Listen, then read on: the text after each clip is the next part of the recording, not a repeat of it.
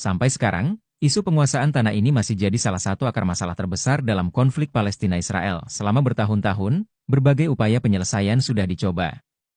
Mulai dari perundingan damai, seperti kesepakatan Oslo pada tahun 1993, yang sempat memberi harapan akan perdamaian. Lewat kesepakatan Oslo, Palestina dan Israel sempat sepakat untuk menjalani proses negosiasi demi membentuk dua negara yang hidup berdampingan. Sayangnya, perjanjian ini nggak bertahan lama, karena terjadi insiden-insiden kekerasan yang memicu ketidakpercayaan di antara kedua pihak. Hingga saat ini, solusi dua negara yang dianggap sebagai jalan keluar paling ideal masih menemui banyak rintangan.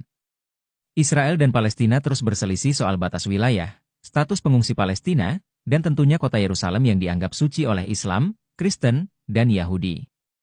Bagi Palestina, Yerusalem Timur adalah ibu kota mereka.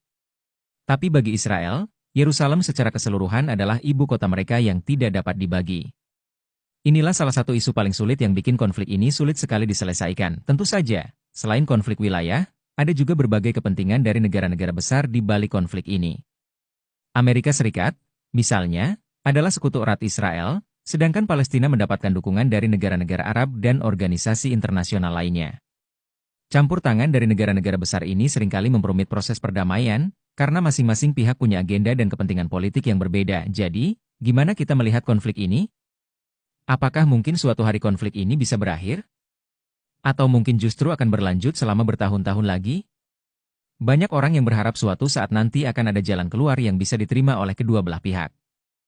Tapi untuk sekarang, situasi masih tetap rumit dan penuh ketegangan. Nah, gimana pendapat kalian?